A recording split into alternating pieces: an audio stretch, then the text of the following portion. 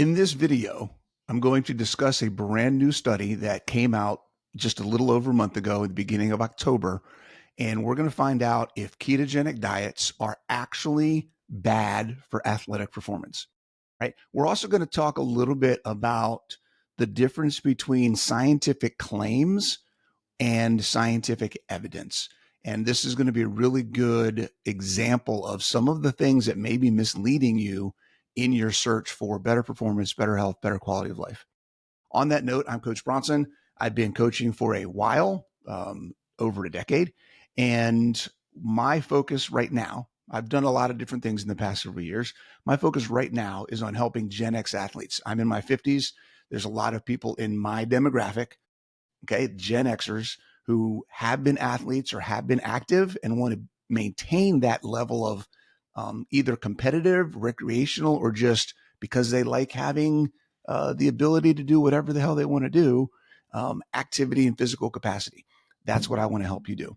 I want to help you be able to live your life the way you want to live it. I want to help you improve your performance. I want you to be strong. I want you to not have aches and pains. I don't want you to have to spend 10 minutes in the morning getting out of bed to get your day started, stretching and rolling out and doing all these things because your body's falling apart. We want to go the other way. Okay. Let's get younger while we get older. All right. So that being said, anything that you hear that you think is impactful on your life, or you want to try it, you want to do it, you say, hey, wait a second, that makes so much sense. This is something I need to look into further. Subscribe to my channel. Share the information with some friends. Click on the little bell so you're notified whenever I come out with a new video. I do that at least once a week, if not more. And then let's see what we can do to help you, help other people get to the same place that I'm trying to get everybody to. I think everybody deserves the information that's going to work for them. Okay, that's one of the other aspects of this conversation and other conversations that I have. I have firm beliefs in what I think the ultimate target should be, where most people need to go with their nutrition, where most people need to go with their health, with their fitness. I know for a fact, not everybody's going to be in the same place. We live on a spectrum.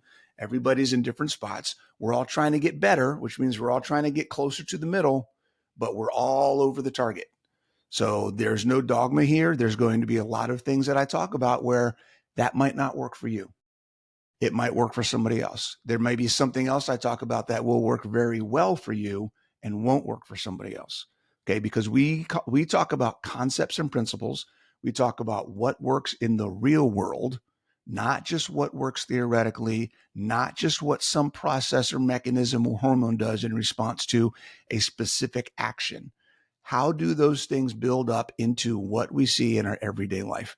That's what we're focused on. All right. So get off that little soapbox. What we're going to talk about today is there's a new study. Let me pull my notes up here, and I'm trying a new placement of my notes. So just bear with me if you feel like I'm looking all over the place. There's a new study titled "The Effects of Ketogenic Diet on Muscle Mass, Strength, Aerobic Metabolic Capacity, and Endurance in Adults: A Systematic Review and Meta-Analysis." Okay, this came out October 1st, 2025. Brand spanking new. What it did is it took a bunch of studies. I think they looked at, let me get to the recap here. They looked at 33 studies that had information about body composition, performance, metabolic indicators, and were within the parameters of what we would consider a fat-adapted, low-carb, ketogenic diet, and said, what actually happens when people follow this nutrition plan and do something physically active, do a sport, do an exercise, do a workout, play a game, whatever it may be. However, we're going to measure the different areas of fitness and physical capacity. So the ones that they picked, okay, let me open up. I got another little thing here. I think there's 10 areas that they focused on, okay? And we'll go over those real quick. They looked at body composition metrics. They looked at fat-free mass. They looked at muscle mass. Those are not the same thing. We'll talk about that. They looked at a power exercise, counter movement jump. They looked at squat strength, bench press strength. They looked at VO2 max. They looked at VO2 max relative to body weight. They looked at how much fat was oxidized, how much fat compared to carbs was oxidized based on the work that was being done. We call that your respiratory exchange ratio, or RER. And then they looked at rate of perceived exertion. They also looked at time to exhaustion. How long could somebody work if they were on carbs versus if they were just fat adapted? So 10 different areas, and we'll talk about each one of those. So that's what we're talking about. We're looking at specifically what is the work outcome. One of the challenges, and we'll talk about this real quick, one of the challenges that we see a lot in social media, in science, is people making conclusions off of mechanistic understanding, right? You get a study that says low carb increases this enzyme, so it's going to increase your risk of colon cancer, or you need carbs because when you get carbs, insulin increases, and there's a mechanism for insulin to improve amino acid absorption, which means insulin must be good for building muscle. Okay. There is a lot of this. It is pervasive and it is often misleading. Mechanisms and our understanding of how things work in the gears of the watch do not determine how we tell time. And this is, we're doing it backwards. We've gone into the understanding of why things are happening that we see with our eyeballs into, well, if this is what's happening in the gears, that means this what should happen with our eyeballs, even if it doesn't match up. And we see this evident all over the place. The mechanisms that we currently look at when we look at metabolic performance don't work the same in carb-fueled athletes and fat-adapted athletes. When we look at a carb-fueled athlete and we say their VO2 max at this level of intensity is when carbs and fats switch and they start burning carbs primarily at this intensity, when we look, that means one thing for us. That's one measure of fitness. If we look at a fat-adapted athlete using that exact same measure based on that mechanism, then we're going to conclude, and this is what happens all the time. I just released a paper about this. We're going to conclude that that athlete is less efficient and won't perform as well because their oxygen consumption increased at that same level of intensity. They had to use more oxygen, which means, based off that mechanism, that they are less efficient and are doing more work in order to have the same performance. But we know that when you're fat adapted, it changes that metabolic context so that mechanism doesn't apply. VO2 for a fat adapted athlete means something different than it means for a carb fueled athlete. Okay? Because the substrate ratios, the ATP generated ratios completely change the equation. And we don't account for that because we're looking mechanistically at individual components. We're not looking at the big picture. And this video and this study that I'm talking about in this video is a really good example of how screw the mechanisms. The mechanisms don't matter. How does performance actually change, right? That should be much more of the discussion. And that is much more where my focus is as a research focus is going. Okay. My goal is to get as much information into the literature and in the pantheon of scientific knowledge that demonstrates whether or not a ketogenic diet is better or worse or indifferent when it comes to actual performance outcomes. Because I want to show what happens to performance, but I also want to layer that on top of what happens to recovery, what happens to inflammation management, what happens to allostatic stress load. How is physiological resilience impacted? How is fatigue resistance impacted? Not by the mechanisms. I don't care about the hormones. I don't care about the enzymes. If I have someone that goes keto 3 months from now, can they run harder and longer? Are they recovering better? Are they having less injuries? That's where I'm looking at. The mechanisms don't mean squat to me. What happens in real life? And I think that's where we really need to start shifting some of the focus in our thoughts about science and the conclusions and the claims. A lot of claims being made about what's good or bad what's better or worse based off of best guesses. We call it swags in the Army, scientific wild ass guesses. Okay. So that being said, what this study shows, let's go down the list. Okay. First of all, it looked at fat free mass, excuse me. Fat free mass. Fat free mass is not the same as muscle mass. It's kind of back and forth, fat free mass, lean mass, kind of jumbled into the same thing. Anything on your body that is not body fat or visceral fat, essentially. Okay. So muscle, obviously, skin, bone, water. Okay. Your blood vessels, technically, anything that is not fat. So how much you weigh minus your fat is what we're looking at. In ketogenic adapted athletes, fat adapted athletes, there was a small but significant decrease in fat-free mass. So they did lose non-fat body mass.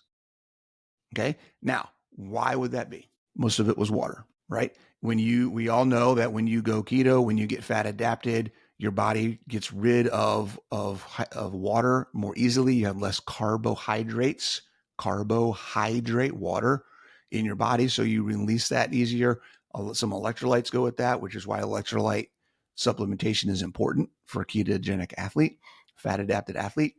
So we know that part of the process of adapting to this diet is a loss of fat-free mass. Okay, that's not necessarily a bad thing. It's kind of indifferent. Unless you are in a sport where body weight to strength ratio is important.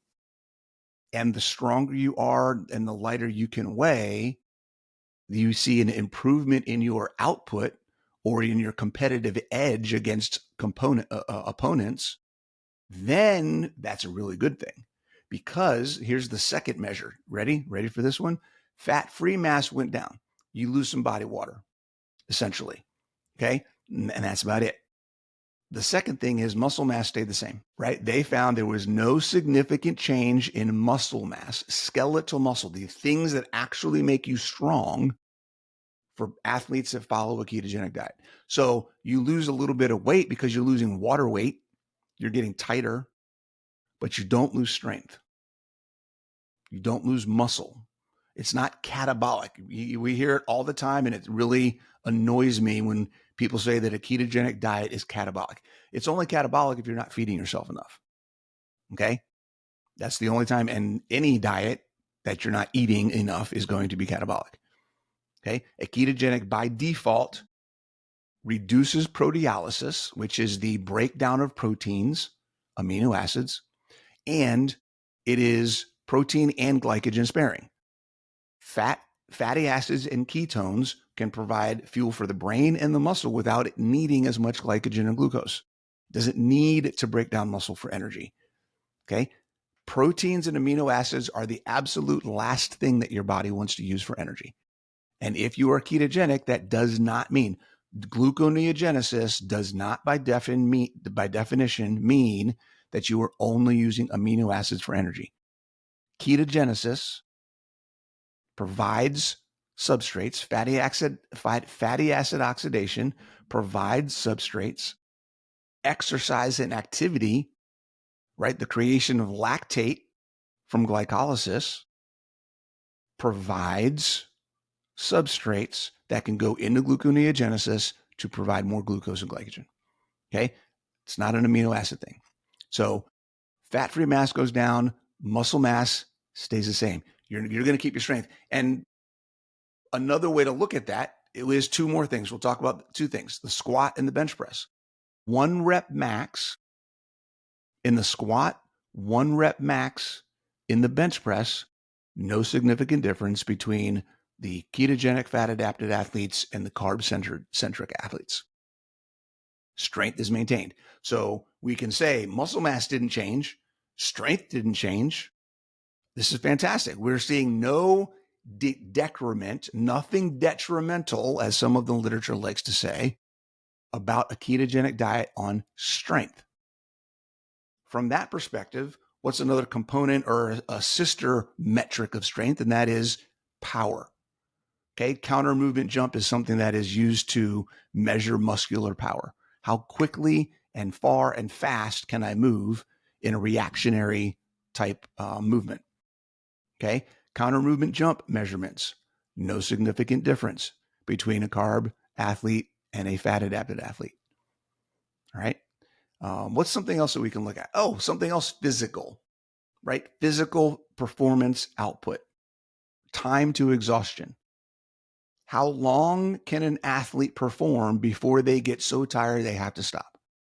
And this is usually self-volitional. This is, I'm at a point where I'm done. I'm not going to, I need to stop. I just can't go anymore.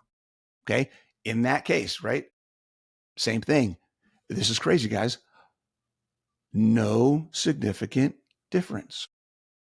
Ketogenic athletes in an endurance context show no significant difference to time to exhaustion effort as carb athletes. All right. No significant difference. Now, you notice I'm not talking about things improving, and we'll get into that in a minute. But as of so far, the things we've gone through on the list, no significant difference. Okay. Time to exhaustion is usually self-volitional. I'm too tired. I'm done. I got no more energy. I'm going to stop. Where does that leave us in the rate of perceived exertion? How hard do things feel for athletes who are doing a ketogenic workout versus a carb fueled workout? No significant. You're going to notice a trend here, guys. No significant difference, right? In the surveys that are done for athletes who are doing activity, and it's subjective. Everyone's going to feel different, but consistently from one effort to another, one person to another, there is no real difference between how hard something feels across the board. Okay. Something else to think about. So I'm pushing myself to the limit, but it doesn't feel any harder than the last workout I did. Right. If I'm doing carbs or if I'm doing fat, it's about the same. Okay. What about metabolic markers? Right. When we look at fat oxidation, they're burning more fat. And that we'll talk about why that's important in a minute. Okay. If you're fat adapted, that kind of seems to make logical sense. If you're fat adapted, you're probably burning more fat to provide energy. That is really important when we start talking about the next thing, which is VO2 max, absolute VO2 max and relative to body weight. No, again, same thing, not really different. But it is a little different because even though the VO2 max isn't changing, the amount of fat that is being burned is. And that has impact down the road, right? That is where we're now talking about improved metabolic flexibility, which isn't often talked about in the context of nutrition interventions. We talk about metabolic flexibility if I have someone who is starting a training program from nothing. We want their fat oxidation to increase. We want them to be able to go for longer and harder before their body switches into burning glucose and glycogen. We want that increase. We want that to happen at higher intensities and longer durations. For some reason, when we talk about seeing the exact same adaptation from a nutrition standpoint, if I change my nutrition to get an increase in fat oxidation, to get an increase or a decrease in RER, RER measured, the lower the number in RER is, the more fat is being burned. So if I can go at a higher intensity and a longer duration of effort and keep my RER low, that means I am improving my metabolic flexibility. I'm improving my fat oxidation and my ability for fat to provide energy at higher intensities and longer durations. For some reason, when that happens because we change our diet, it's classified as being inefficient. But if I do it because I start running more and I'm changing my physiology to process things better, if I improve my stroke rate and my blood volume, right, I can get that just by eating more salt. There's a lot of different ways to get some of those benefits, short-term and long-term. Long-term, for a complete full metabolic adaptation and improvement sustainably, a ketogenic diet does that. And this information shows that. VO2 max, about the same, but fat oxidation increases, RER decreases at higher intensities, longer durations, right? So what we're looking at here is a full scope, 10 different areas where we can see in real world application that there really is no impact in a negative sense on athletic performance. And that's important for two reasons. One, it goes against the entire narrative of the existing paradigms and thought processes around sports nutrition. You have to have carbs in order to perform. Not the case. Not the case. This is one of the most comprehensive studies there are.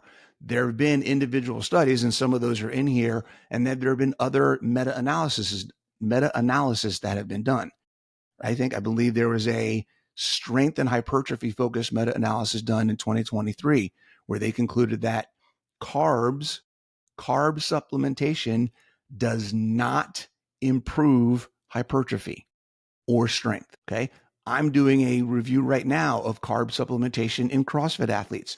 And so far the data, it's not conclusive, but so far the data is fairly, I'd say it's not conclusive because we haven't run all the analysis, but the conclusions of every study that I've looked at has been no difference in performance, adding carbs or not, right? Very similarly, I'm looking at another paper. I'm doing two papers right now in CrossFit. I'm doing one for does carbs help CrossFit?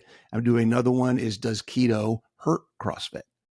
And right now I'm seeing very similar to this study. This study isn't specifically on CrossFit, but I'm seeing very similarly to this study that a ketogenic adaptation, a fat adaptation, does not reduce CrossFit performance.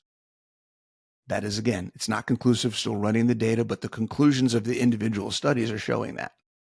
And it's consistent with what I see in evidence, real world work performance measures, not just looking at blood work, not just looking at a mechanism, making some hypothesis about what it should do in impact to an athlete, looking at what is actually happening in the numbers and the results of performance. How many more reps are done? How long is the athlete performing for? How much weight is actually moved? That's what I'm looking at.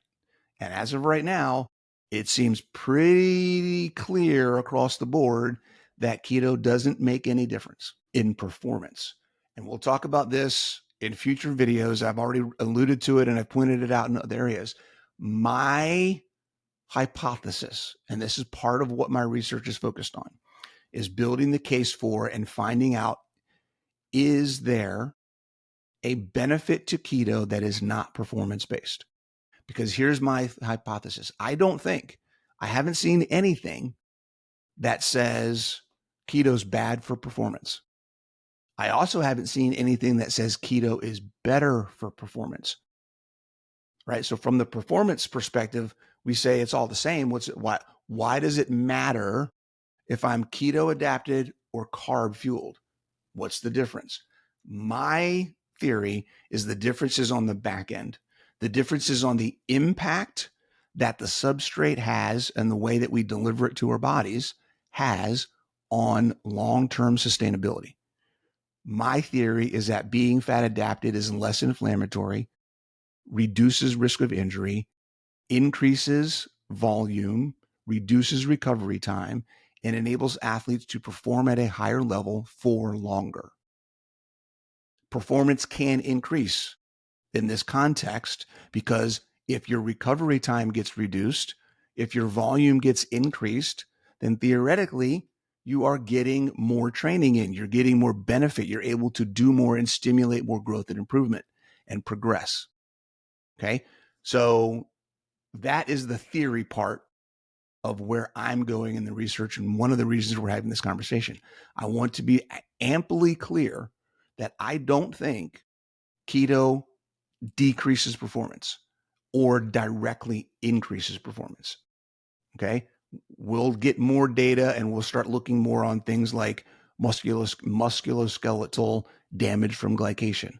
We'll start looking at oxidative response. We'll start looking at inflammatory management systems and how ketones can reduce inflammation or increase antioxidants, things like that. All that stuff is coming. Okay. But just so you know where we're going.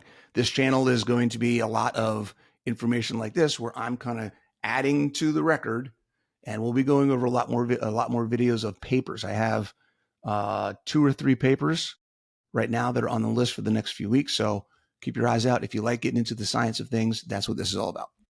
All right, let me go back to my notes before I get way too off track. We talked about the difference between scientific mechanisms and looking at processes and then making conclusions versus looking at what's actually happening in the real world. And again, we've seen examples of that, right? I've got written down here the concept of glycogen storage and replenishment. We know all of these things are different when we introduce fat adaptation.